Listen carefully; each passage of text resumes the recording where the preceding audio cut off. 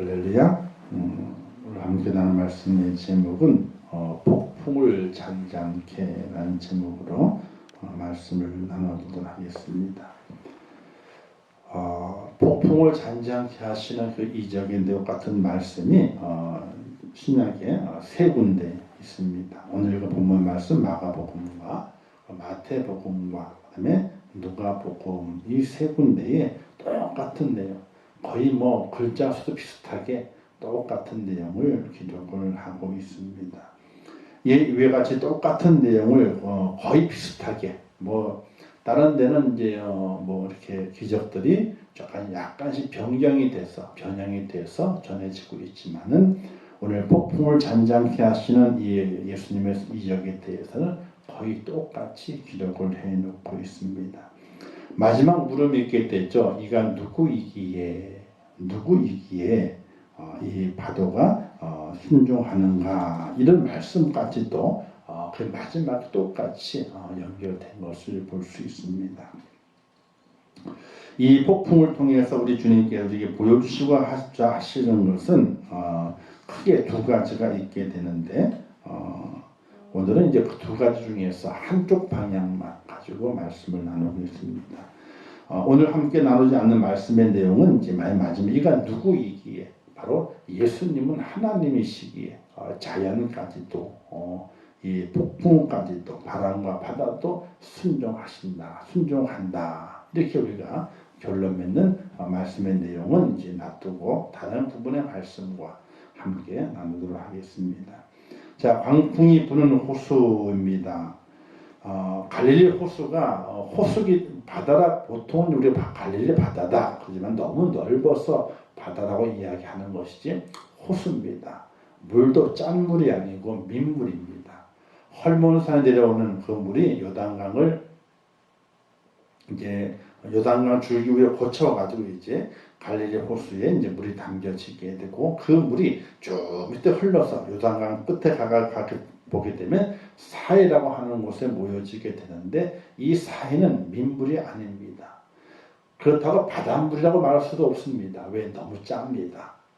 그래서 이 사해, 이제 죽은 바다다 이렇게 얘기를 하게 되는데, 그 사해가 생긴 것은 이제 물의 공급보다도 그 땅 속에 있는 암염, 이제 소금이죠. 돌소금의 염분이 산에 있는 것들이 흘러내려와서 물의 공급보다도 소금의 공급이 워낙 많아서 이제 짠 물이 되어 있는 것이죠. 그 사해 갔을 때에 이제 목욕을 하잖아요. 아니, 목욕 아니지. 수영을 하거든요. 다 수영 입고 수영을 하게 되는데, 그 바다에 몸을 맡기면 몸이 다 뜨거든요. 누가 제일 안 뜨게요? 사람이 다 떠요. 다 뜨는데 제일 나중에 뜨는 사람이 있어. 누가 제일 나중에 뜰까요? 목사님이. 못 믿어. 물에 가이드가 말하거든요. 힘을 주면 빠집니다. 힘을 빼십시오. 그리고 손과 발의 힘을 다 빼고 하늘로 쳐들고 있으면 저절로 뜹니다. 그래. 다 평신도는 다 뜨는데 목사가 제일 늦게 떠. 저도 제일 늦게 떴어. 안 떠주는 거야, 안 떠주는 거. 왜? 갸웠던 거면 물이 엄청 짜거든요. 조금만 들어가도. 그런데 나중에 누워있으면 손과 발의 힘을 쫙 빼고 물에 맡기면 가라앉을 것 같은데 안 가라앉아요. 가라앉을 것 같다 안 가라앉아. 그거 또 있어요. 그런 경험도 있었는데, 어쨌든 이 호수는 갈릴리 호수를 말하게 됩니다. 갈릴리의 바다라 그러기도 하고 기네사렛 호수라 그러기도 하고, 쓰여지는 이제 언어에 따라서 갈릴리 또는 기네사렛 이렇게 표현되고 있지만 똑같은 호수입니다. 이 호수는 갈릴리 지역에 있는데 아주 큰 호수입니다. 그래서 이 지역 갈릴리 지역을 다니게 될 때 예수님께서 배를 타고 건너편으로 가시기도 하시고, 이런 사역들이 많이 있어서 배를 자주 이용을 하시게 됩니다. 오늘도 예수님께서 제자들과 함께 배를 타시고 거라사 지방으로 건너편 지역으로 가시게 될 때에 일어난 사건이라고 볼 수가 있게 됩니다. 배를 띄워대니까 잔잔할 때 배를 띄웠죠. 근데 왜 갈릴리 호수에 바람이 많은가? 이 갈릴리 호수가 이제 호수는 보통 보게 되면 산, 계곡 밑에 이제 그 물이 있거든요. 그러다 보게 되니까 바람이 불게 되면은 계곡의 바람이 호수로 밀려 내려와 가지고 바람이 일반적인 그 호수보다는 계곡에 있는 바람이라서 그 바람이 셉니다. 한쪽으로 몰아치고 또 모여들기 때문에 바람이 셉니다. 그래서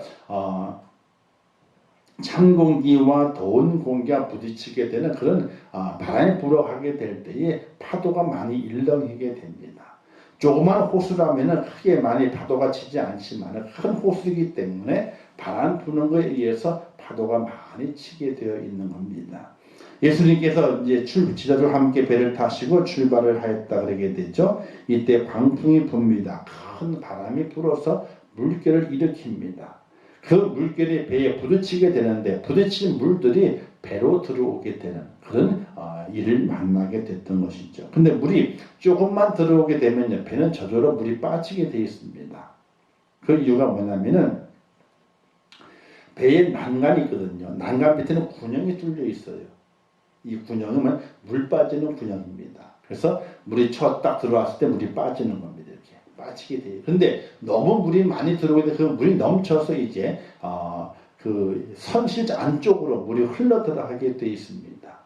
그래서 적게 부딪혔을 때는 물이 빠져나갔지만은 과도한 물이 들어왔을 때에는 그 물들이 이제 배의 구석구석에 남겨지고 채워지게 됩니다.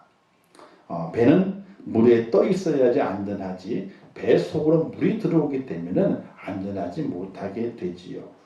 자, 그래서 그 물들이 광풍이 일어서 물길이 크게 일어남을 통해 가지고 그 물들이 배에 들어와서 배에 물이 고이게 되는 그런 상황을 만나게 됩니다. 지금의 배들은 광풍이 친다 그래도 그렇게 쉽게 배 안으로 물이 들어오지 않습니다. 배가 좌초돼 가지고 구멍이 나지 않는 이상은 물이 그렇게 안 들어오게 되죠. 근데 옛날 배들은 그런 막음 역할들이 아주 완벽하게 이루어지지 않았기 때문에 웬만한 파도 물이 들어치게 되면은 이제 물이 들어오게 되는 거죠. 자, 이럴 때 예수님과 제자들의 차이를 보게 되면요, 제자들은 어떤 모습이었냐면 예수님은 주무시고 계셨어요. 고문을 하는 거냐면 배 밑창입니다. 예수님이 밑에 들어가셔가지고 이제 잠을 청하고 계셨었고, 그리고 제자들은 이제 파도가 치고 물이 들어오는 관계로 두려움과 불안으로 평안하지 못한 상태에 있는 것을 볼 수 있게 됩니다. 자, 그러니까 지금은 이제 배에 물이 이제 잘 들어오지 못하도 막혀 있지만 그 옛날에는 그 배들이 지금으로부터 약 2000년 전이니까 2000년 전인데 그 배가 얼마나 잘 막고 했겠습니까? 그죠? 그러니까 큰 파도가 치고 물이 들어오기 시작하게 되면 빠져나가는 물보다도 밑으로 고여 들어가는 물이 더 많았단 말이지. 그래서 이렇게 성경이 이렇게 말하게 되잖아요. 뭐 이렇게 말하게 되냐면은 광풍이 일어나가지고 배에 부딪힘에 배에 가득하게 되었더라. 금방 물이 가득하게 되는 거예요. 이거는 물을 펌프를 퍼낼 수도 없는 거예요. 자, 그 지경에 이르렀을 때에 예수님은 주무시고 계셨어. 아마도 물소리가 철철철 났을 거예요. 그죠? 물 들어오는 소리가. 제자들이 두려워 떨고 우왕좌왕하면서, 아니 제자들이 일반 사람들이 아니라 베드로는 뱃사람이거든요. 거기에 제자들이 네 명은 뱃사람이에요. 고기를 잡던 뱃사람, 평생 동안. 배를 얼마나 잘 운행할 것이며, 얼마나 그 위기를 잘 대처할 만한 능력이 그게 분명히 있단 말이에요. 근데 그들도 대처할 능력이 없을 정도로 갑작스럽게 물이 차오르게 되게 되니까, 불안과 두려움으로 그들의 마음이 평안하지 못하게 된 거예요. 이때 제자들이, 두려워하는 제자들이죠. 예수님을 끼우며 말합니다. 우리가 죽게 된 것을 왜 돌아보지 않으십니까? 우리가 죽게 되었는데 왜 우리를 돌보지 않습니까? 이렇게 주님이 말씀하는 투가 그냥 공손하게, 아이고 주님 우리 좀 돌봐주세요. 이게 아니에요. 이게 아니에요. 주님을 깨우면서 불평하는 제자들의 모습인 것이, 우리가 죽게 되었는데 왜 우리를 돌보지 아니하시나이까. 사실은 주님께서 그들의 선생이 되고 그들의 랍비가 되어서 그들과 함께 하시지만 사실은 그들을 돌볼 책임이 주님께 있는 건 아니거든요. 그렇죠? 근데 그들은 위기를 만났을 때에 그 속에 있는 불평이 튀어나오게 됩니다. 그래서 왜 우리를 돌보지 않습니까? 이렇게 불평을 하게 됩니다. 사람이나 그렇습니다. 좋을 때는 간까지 다 빼줄 만큼 좋습니다. 근데 상황이 안 좋아지게 되면은 그 끄트머리 속에 남아있는 감추어져 있던 불평과 불만이 튀어나오게 돼 있어요. 사람 누구나 그래요. 평안하고 좋을 때는요, 정말 쓸개, 가능에 다 빼줄 만큼 다 그래요. 근데 어려워지고 여건이 환경이 안 좋아지게 되면요, 그 속에 밑바닥 감추어져 있던 것이 가슬금에 올라오게 됩니다. 바로 불만과 불평을 말하게 되는 것이, 이 제자들에게도 그와 같은 모습이 있었어요. 주님과 함께 다니면서 많은 호의호식했죠. 왜? 호의호식을 했다기보다는 많은 사람들 앞에 어깨를 피고 다녔습니다. 주님이 가시는 곳마다 이적을 행하고, 주님이 가시는 곳마다 병자를 고치고, 주님이 가시는 곳마다 서기관들과 바리새인들의 말씀을 딱 녹다운 시켜가지고 많은 사람들에게, 야, 예수님이 정말 지혜로운 분이고 위대한 분이다, 이런 칭송을 받으니까 그들을, 주님을 모시고는 제자들이 어떻게 돼요? 힘을 쓰잖아요. 어깨 딱 펴고 있으면서 누굴 경호한다고? 주님을 경호한다고 딱 하면서 그냥 앞뒤 다 막으면서, 그죠? 얼마나 거들먹거리며 다녔겠냐는 거예요. 사람이라고 하는 것이 환경과 여건이 좋아지게 되면 그때는요, 아무 불평과 불만이 없어요. 근데 좀 안 좋아지게 되면요, 불평과 불만을 쏟아내게 돼 있어요. 그게 이때나 저때나 똑같아요. 오늘 이 시대 마찬가지예요. 좋을 때는요, 다 좋은 거잖아요. 그죠? 뭐 부족함이 없는 거니까. 왜? 다 좋으니까 좋은 것 속에서 우리가 얻어볼 게 있는 거거든요. 내가 취할 게 있는 거거든요. 근데 상황이 안 좋아지게 되면, 내가 취할 게 없어지게 되면 그때부터 어떻게 돼요? 불만과 불만이 튀쳐나오게 되어 있는 거예요. 제자들도 매 한 가지였습니다. 그들이 주님과 다니게 될 때는 불평과 불만이 없었습니다. 다니면서 싸우긴 싸웠죠. 자기들끼리 왜? 누가 높은 자리에 갈 거냐, 이것 때문에 싸웠지. 주님을 향해서 불평과 불만을 토로한 적이 없는 것이. 근데 죽게 됐거든. 근데 예수님께서 주무시고 있는 거예요. 자기들 죽게 된 자기들의 막그는 아무 관심도 없으시고 주무시고 있는 거예요. 그러니까 어떻게 돼요? 그때 화가 나게 돼요. 속에 있는 거 끄집어내는 거예요. 우리를 왜 안 돌아보십니까? 우리가 죽게 됐는데. 오늘 우리의 삶도 돌아보게 되면 그와 같은 일들이 많이 있다. 그래서 삶에서 우리 지혜로워야 되고, 또 어떻게 살아가야 할 것인가를 더 깊이 있게 생각하고 살아갈 수 있는 하나님의 사람이 되어야 된다는 것입니다. 자, 이때 예수님께서 꾸짖게 되죠. 두 번 꾸짖습니다. 바다를 향해서 잠잠하라, 고요하라. 바다를 향해서 꾸짖습니다. 그리고 두 번째는요, 제자들을 향해서 꾸짖는 겁니다. 어찌해서 무서워하느냐? 어찌 믿음이 없느냐라고 꾸짖습니다. 바다를 꾸짖는 것은 자연입니다. 자연이 바람을 일으켰는데 그 자연을 꾸짖어서 잠잠케 만드시게 됩니다. 왜 바다가 잠잠게 되었는가? 그가 하나님이시기 때문에, 온 우주만을 창조하신 분이시기 때문에 자연도 순종하게 되어 있는 겁니다. 근데 제자들은 어찌 무서워하느냐, 어찌 믿음이 없느냐, 믿음이 없는 제자들을 꾸짖습니다. 그들이 많은 이적을 받고 많은 주님의 그 능력을 받음에도 불구하고 지금 자기에게 죽음이 닥쳐오게 되니까 믿음이 없어져 버리고 만 거예요. 누구나 마찬가지예요. 다른 사람에게 위기를 닥쳤을 때는 아이고 믿음을 가져, 기도해야 돼, 이렇게 말할 수는 있어요. 근데 내게 위기가 닥쳐오게 되면요, 그게 싹 들어가 버리고 말아요. 기도는 무슨 기도, 믿음 무슨 믿음, 아무것도 없는 거예요.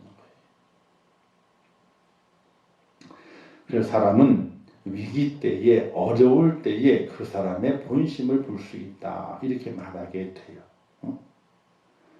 그래서 본심 볼 수 있는 건 또 하나 더 있죠. 고스톱을 쳐보면 안 돼. 고스톱을 쳐보게 되면 안 돼요. 쳐보게 되면. 저도 고스톱을 칠 줄 알지, 잘 칠지 모르지만. 처가 쪽에 갔으면 우리 아버님이 고스톱을 참 좋아하시는데, 그래서 이제 함께 이제 식구들 치자고 같이 쳐요. 안 치면 더 그러니까. 저는 쳐도 뭐 아무 생각이 없어. 똑같은 거 맞추면 되는 거지. 그러고 치는 거예요. 그러고 치고 있는 거예요, 이제. 그리고 자꾸 잃어. 왜? 생각이 없으니까. 뭘 먹고 뭘 해서 돈을 따야 되겠다, 이런 생각이 없이 그냥 분위기 맞춰주기 치다 보게 되니까 자꾸 잃어. 근데 장모님이 하시는 말씀이, 자네가 따면 이상한 거요. 자네가 따면 이상한 거요. 내기를 해야 뭐든 재미가 있잖아요, 뭐든지. 자, 근데 그 하다 보게 되면은 속이 다 나와요. 하다 보게 되면 자꾸 잃잖아요, 그죠? 이러면 속이 나와. 근데 저는 뭐 속이 나올 일도 없고 그냥 그러려니 하고 치고 있는 거니까, 하고 있으니까 끝나도 뭐 이러다 뭐 그만이고 안 돼도 그만이고 그냥 별로 별반 생각이 없어. 근데 하다 보게 되면은 그게 집착한 사람들이 있거든요. 그럼 어떻게 소가지가 나온다 그러죠? 소가지가 나온다 그래. 자, 제자들의 소가지가 나오게 된 거죠. 다른 사람들이 위기 있을 때는 전혀 그렇지 않았습니다. 예수님께서 이적을 발휘해가지고 병을 딱 꽂혀놓으니까 제자들이 어깨가 으쓱대고 그들의 목소리가 커졌어요. 근데 자기들에게 위기가 오게 되니까 쏘가지가 나오기 시작합니다. 우리가 죽게 된 것은 왜 돌아보지 않습니까? 지금 주무실 때입니까? 주님을 몰아붙이는, 불평과 불만으로 몰아붙이는 제자들이 발견되게 됩니다. 예수님께서 그들을 꾸짖게 됐죠. 어찌해서 무서워하느냐? 왜 믿음이 없느냐? 이렇게 꾸짖으시게 됩니다. 주님도 그렇게, 제자들도 그렇게 믿음이 없었는데 우리는 어떻겠습니까? 우리는 더 믿음이 없을 수 있습니다. 그러나 믿음이 없는 것을 자랑할 것이 아니라 더욱더 우리가 세월이 가고 시간이 지날수록 믿음이 있는 사람으로 성장되어 가야 되는 것을 우리가 꼭 깨달아야 된다는 것이지요. 자, 이 말씀 가운데 우리가 깨달을 수 있는 것은 우리에게도 풍랑이 있다는 겁니다. 우리 이런 말 하게 되죠. 신앙생활을 잘하는데 왜 고난이 생기는가? 믿는 자의 고난이 오는 이유가 세 가지가 있어요. 예수 믿어가지고 우리가 복 받는다 그러죠. 그죠? 예수님 복 받습니다. 복 받아요. 이렇게 말합니다. 그럼 그 복이 어떤 복이냐는 거예요. 우리 일반적으로 복을 이야기하게 될 때 이 땅의 복을 많이 이야기를 하게 돼요. 이 땅에서 잘 된다. 그렇죠. 그것도 복입니다. 근데 우리가 하나님께로부터 예수 믿어가지고 받는 그 복은 가장 먼저의 복은 뭐냐면은 바로 하늘의 복이에요. 신령한 복. 구원받는 그 복을 말하게 되거든요. 근데 그 복을 받는 그 순간부터 이 땅에 우리의 삶에서 복을 받아요. 근데 어떤 복을 받느냐? 만원 벌던 사람이 갑자기 하루아침에 100만원 버는 것이 아니에요. 아픈 사람이 갑자기 나아가지고 병이 깨끗이 나았어. 그 복을 말하는 것이 아니에요. 근데 우리는 잘못 생각할 때만, 그런 복도 있어요. 하나님 그때에 맞게 그에 필요한 것이 필요했을 때에 그 물질의 복도 주시고 건강의 복도 주시게 돼요. 그게 없다는 것이 아니에요. 근데 우리가 복을 받는다고 하는 것이 예수 믿으니까 만원 벌던 사람이 10만원 벌고 10만원 벌던 사람이 100만원 벌고 아파가 죽을 사람이 살아나게 되고 이 복을 이야기하는 것이 절대로 아니에요. 사도 바울이 뭐라고 말합니까? 내가 이 땅에 살아가면서 풍부에 처할 줄도 알고 내가 가난하죠? 가난에도 처할 줄 알고 그러니까 풍부할 줄 풍부에 처해받기도 했고 가난에 처해받기도 했는데 나는 모든 생활 속에서 자족하기를 배웠노라. 자족하기를 배웠다. 풍부해가 좋을 때 그때에도 내가 만족했지만은 내가 가난하게 살아가게 될 때에도 거기에서 내가 자족하는 내 만족하는 풍부함을 느끼는 그런 은혜를 내가 받았다. 이렇게 말하고 있어요. 사도 바울의 인생의 삶이 어땠습니까? 사실은 예수님을 안 믿었을 때 그 인생이 더 잘 나갔어요. 그죠? 그렇게만 살았으면은 유명한 랍비가 될 것이고 그 집이 또 베냐민 지파니까 왕의 가문이거든요. 사울왕의 가문입니다. 그러니까 유대 사회 속에서 있잖아요. 이방인의 피가 섞이지 않은 지파가 베냐민 지파, 유다 지파예요. 베냐민 지파, 유다 지파. 두 지파만이 이방인의 피가 안 섞이고 나머지 10지파는요. 이방인의 피가 다 섞여버리고 말았어. 그래서 사마리아인이라 그래가지고 괄시받고 살았단 말입니다. 근데 유대 사회에서 행세를 하려면은 이스라엘 백성이 행세를 하려면은 베냐민 지파가 돼야 되고 유다 지파가 돼야 돼요. 사울은 그 조건을 갖췄어요. 그리고 가말리엘의 문화생이 돼가지고 율법학자가 되고 랍비가 되는 길이 열려 있습니다. 또 그때는 로마의 압제였기 때문에 로마의 시민권을 가지고 있었는데 사도 바울이 말하잖아요. 백부장이 당신은 언제부터 로마 시민권이냐 물어보니까 나는 나면서부터 로마 시민이다. 그러니까 아버지 때부터 벌써 로마 시민이 돼가지고 자기가 태어났을 때는요. 태어나면서부터 로마 시민이에요. 그러니까 백부장이 깜짝 놀라가지고 그 사도 바울을 두려워했잖아요. 왜? 자기는 나면서부터 아니었거든. 사도 바울은 예수 믿기 전에 훨씬 더 잘 나갔어요. 세상의 복을 받은 사람이었어요. 근데 예수 믿은 다음부터 온갖 괄시와 멸시, 천대를 받게 되거든요. 두들겨 맞게 되거든요. 감옥에 갇히게 되거든요. 근데 사도 바울은 뭐라고 말합니까? 나는 모든 것에 자족하기를 배웠다. 이런 고백을 하겠대요. 오늘 우리의 삶 속에서 구원의 은총과 구원의 복을 받은 그 사람은 이 땅에 살아가게 될 때 이 땅에 어떤 형편과 여건에 처한다 할지라도 구원의 은혜가 너무나 감사해서 오늘 내 삶의 모든 순간순간 만족하고 기뻐하고 풍부함을 누릴 수 있는 하나님의 사람으로 살아가야 된다는 것이. 그런데 신앙을 생활하다 보게 되면은 믿음생활 잘한다고 하지만은 고난이 생기게 돼요. 고난이 오는 이유가 세 가지가 있는데 첫 번째가 하나님의 시험이에요. 하나님도 사실은 시험을 하십니다. 근데 이 시험은 어떤 시험이냐? 테스트예요. 테스트. 그만큼 만들어졌는가? 감당할 수 있겠는가? 성장시키기 위한 시험이세요. 테스트. 성장할 수 있겠는가? 성장됐는가? 이것을 가늠하기 위해서 테스트하는 경우가 있어요. 하나님도. 근데 두 번째 마귀 유혹이 있습니다. 마귀의 유혹은요. 넘어뜨리기 위한 시험이에요. 넘어뜨리는 시험. 왜? 가지 못하도록 더 올라가지 못하도록 내려가도록 넘어뜨리는 시험을 하는 것이 마귀예요. 이로 인해서 우리의 신앙의 삶 속에 고난이 생겨요. 그런데 이와 같은 경우는요. 아주 드물어요. 하나님이 시험하시게 되고 마귀가 유혹한다. 그래도 그 사람 그래도 뭔가 쓰임받기 위해서 그런 과정을 거쳐가는 거예요. 근데 우리 인생이 원래 인생은 고난이에요. 왜 고난이냐? 하나님의 원죄에 대한 심판이에요. 원래 우리 인생의 삶은 예수 그리스도 믿든지 믿지 않든지 인생의 삶은 고난이에요. 이 고난은 하나님의 원죄에 대한 심판으로 우리에게 주어지게 되는 거예요.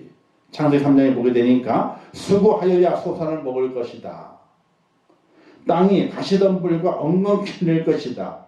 흙으로 돌아갈 때까지 얼굴에 땀을 흘려야 먹을 것이다. 이렇게 말씀하시게 돼요. 자, 수고를 열심히 해요. 그럼 먹는 됩니다. 그런데 땅이 가만히 있느냐? 가만히 안 있는데요. 가시덤불과 엉겅퀴를 낸대. 귀농하시는 분들이 이런 이야기를 하게 돼요. 풀만 안 나면 잡초, 잡초만 안 나면은 할만하대요. 농사 짓는 게. 잡초만 안 나면은. 근데 잡초가 엄청나게 나거든. 그래서 비닐을 덮어가지고 구멍 뚫다 그래서 심잖아요. 그죠? 그 비닐을 다 걷어내야 되지. 이게 일어날 수 없다는 거죠. 농사 짓는 것이 너무나 힘이 든다는 거예요. 그것처럼 우리 인생에 가시덤불과 엉겅퀴를 내서 우리를 하여금 고난을 겪게 한다는 것이, 이게 바로 하나님께 지은 원죄에 대한 하나님의 심판이 우리 인생의 삶 속에 고난을 만들어내는 것이라고 하는 것이. 그래서 예수 그리스도를 믿고 믿음 생활 잘하고 있는데도 불구하고 고난이 와요. 근데 그 고난을 우리는 어떻게 받아들여야 될 것인가? 그 고난을 우리는 기쁨과 즐거움으로 받을 수 있는 하나님의 사람이 될 수 있어야 된다는 것이. 고난이 왔을 때에 그것을 내 속에 있는 감추어 두었던 불평과 불만이 끄집어 올라와서 나타내는 것이 아니라 고난을 감내할 수 있는 그 은혜, 고난 속에서 기도하고 고난 속에서 회개하면서 내 삶의 기쁨과 감사로 만족을 만들어 갈 수 있는 하나님의 사람이 되는 것이 성숙한 믿음의 사람이라고 하는 사실이. 그래서 안 믿는 사람이 고난이 왔을 때에, 믿는 사람이 고난이 왔을 때에 고난을 겪어가는 방법이 다르다는 거예요. 안 믿는 사람은 입이 툭 붉어져 벌써. 그래서 불평과 불만 쏟아내 버리고 말아. 그리고 그 길을 가는 거예요. 믿는 사람은 고난이 왔을 때에 그 고난을 받아들여요. 아, 나 우리의 원죄 때문에 고난이 왔구나. 아, 회개해야 되겠구나. 회개하고 그 고난 속에서 기쁨을 찾아가고 만들어갈 수 있는 하나님의 사람으로 변화되는 것, 그것이 바로 믿는 사람의 가치가 되고 믿는 사람의 본이 되어야 되는 것인데, 오늘 우리도 안 믿는 자와 똑같이 고난 속에서 우리의 입이 붉어지게 되고 불평과 불만 쏟아낸다면 하나님 원하시는 것이 절대로 아니라는 사실이. 근데 오늘 제자들이 그와 같은 경우에 배를 탄 사람들이 배를 탔을 때에 풍랑을 안 만나본 사람이 없을 거예요. 배 속으로 물이 들어오는 경우를 안 만나본 사람들이 아닐 거란 말입니다. 평생도 고기를 잡았을 때에. 근데 그들이 그때에도 주님 만나기 전에도 그들이 불평과 불만을 했지만은 주님 만난 후에도 그들이 아직 변화되지 않은 거예요. 바뀌어지지 않은 거예요. 진정으로 하나님의 그 복을 받고 받아 누린 자가 아니라 그 복을 아직까지 받지 못한 자가 되었기 때문에 불평과 불만을 쏟아내는 제자들의 모습을 보이게 된 것이. 오늘 우리의 삶에서도 마찬가지입니다. 우리가 달라져야 되는 것이죠. 어떻게? 예수를 믿은 이후에 우리의 모습은 달라져야 됩니다. 달라진 우리의 삶은요, 주님이 함께 하시기 때문에 달라져야 되는 것이죠. 주님이 이렇게 말씀하지 않습니까? 세상 끝날까지 너희와 항상 함께 하리라 말씀하시고 내가 너희를 고와 같이 버려두지 아니하고 말씀하셨으며 내가 아버지께 구하여 다른 보혜사를 너희에게 주어 영원토록 너희와 함께 있게 하시리니. 자, 예수 그리스도를 믿은 이후에 우리의 삶의 모습은 주님께서 나와 함께 하신다 말씀하셨는데 그 함께 하시는 그 주님께서 지금 나와 함께 있다는 거예요. 이걸 날마다 확인하고 믿고 살아갈 수 있는 하나님의 사람이 될 것을 말씀하게 되는 거예요. 제자들이 예수님의 제자가 되었습니다. 제자가 된 이후에 주님께서 그들을 한시도 떠나지 않으셨습니다. 늘 그들과 함께 움직이셨습니다. 그들이 필요할 때 그들의 필요를 공급하셨고 그들과 다니게 될 때의 어려움과 고난들을 다 이기게 하셨고 그들로 하여금 예수님 때문에 편한 길을 만들어 가셨고 예수님 때 그들에게 기적과 이적을 통해서 그들의 이름을 높여주는 일에 주님께서 함께 하신 것을 볼 수가 있게 됩니다. 제자들은 그와 같은 생각이 없었죠. 주님이 함께하기 때문에 우리가 이렇게 칭찬도 받기도 하고 이렇게 대접받기도 하고 가는 길이 평탄하구나 하는 것을 그들이 깨닫지 못했던 것이. 오늘 우리들도 예수 믿은 이후에 우리 달라진 삶은 주님이 함께 하시기 때문에 우리의 삶이 달라져야 되고 달라져 있어야 한다는 사실이. 믿지 않는다면 상관이 없습니다. 믿지 않는다면요. 예수를 믿는다면은 달라져야 되는 것이죠. 에스겔서인가요? 보게 되면은 열왕기에서 보게 이런 내용이 있습니다. 문둥병자에 대한 이야기죠. 성이 포위를 당해가지고 아람 사람들 포위를 당해가지고 성 안에 있는 사람 다 굶어 죽게 됐습니다. 그래서 어떤 일이 발생하게 되느냐, 자녀를 삶아먹는 일까지 발생하게 됐어요. 먹을 것이 없어가지고. 오늘은 네 아이를 먹고 내일은 네 아이를 먹자. 그래가지고 자녀를 삶아 먹습니다. 이런 일들이 성 안에 벌어지게 됐던 거예요. 근데 문둥병자들이 성 안에 있던 문둥병자가 아니라 문둥병자는 성 바깥에 거하게 됐죠. 그래도 먹을 것이 없습니다. 근데 그들 이렇게 생각합니다. 우리가 먹을 것이 없는데 여기에 앉아 있어도 먹을 것이 없을 것이고 차라리 저 적준에 들어가가지고 거기 가보자. 이래도 죽고 저도 죽는데 우리 이스라엘 백성들 성읍에는 먹을 것이 없으니까 저 적진에 가가지고 먹을 것을 한번 구해보자. 그리고 그들이 갔어요. 근데 가게 되니까 적군이 다 없어. 다 도망가 버렸어. 무기도 다 놔두고 먹을 것도 다 놔두고 도망가 버리고 말았어요. 근데 그들이 다 챙기는 거지. 막 챙겨요. 막 챙기고 있다가 그들이 말합니다. 우리의 행하는 소위, 우리의 일들이 지금 잘못됐다. 지금 성 안에 굶어 죽고 있는데 우리가 이 음식을 욕심으로 챙기고 있는 우리의 모습이 잘못됐다. 누가 벌할까 두렵다? 하나님이 벌할까 두렵다. 이 문둥병자도 문둥병에 걸려가지고 마을에 쫓겨난 사람들이지만 기본 생각이 하나님의 생각이 있는 사람들이에요. 믿음이 있는 사람이에요. 믿음이 있는 사람이어서 우리가 행하는 일이 우리가 행하는 작은 이 일들이 잘못됐다 이게. 하나님 아무도 모른다 할지라도 하나님을 알지 않느냐는 거예요. 하나님 우리를 벌할까 두렵다. 그래서 어떻게 합니까? 이 소식을 알려야 되겠다. 그걸 알려주잖아요. 우리의 신앙의 삶 속에서 아무 사람이 모른다 할지라도 누구나 아세요? 하나님은 아시는 거예요. 왜? 우리는 하나님이 살아 계시다고 믿는 사람이거든요. 믿는 사람이에요. 그러면 지금 나의 소위 내가 행하는 모습이 하나님 앞에 어떻게 판단되어지고 어떻게 보여질는지를 우리가 알아야 되는 거예요. 사람은 몰라요. 겉가서 어떻게 알겠어요? 모르는 거지. 근데 하나님은 아신다는 거거든. 또 그 하나님 내가 믿고 있는 거거든. 그러면 하나님께서 지금 나의 행위를 보시면서 무엇이라고 판단하실까? 어떻게 생각하실까? 그 문둥병자처럼 하나님이 우리를 보시면서 하나님의 보라실 거다. 그런 믿음이 있었어.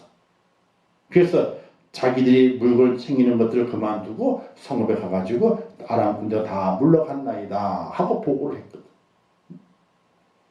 그들의 잘못된 행위를 고쳤어요. 왜? 누구 때문에? 사람 때문에 고친 게 아니에요. 성읍에 있는 사람 불쌍하기 때문에 고친 것이 아니라 하나님이 두려워서 그들의 행위를 고친 거예요. 오늘 우리에게도 그와 같은 믿음이 필요한 거예요. 하나님이 두려워서 우리의 행위를 고치는 거예요. 사람 때문이 아니고 사람이 불쌍하고 사람이 무섭고 그것 때문이 아니라 하나님을 믿기 때문에 하나님이 두려워서 우리의 행위를 고치는 거예요. 자, 예수 믿은 이후에는 달라진 모습은 주님 우리와 함께 하십니다. 그 약속이 있습니다. 그 약속 우리가 굳게 믿고 믿음을 살아가면서 세상을 향해 우리는 우리의 자세가 이렇게 가져야 됩니다. 주님이 나와 함께 하심을 믿으라.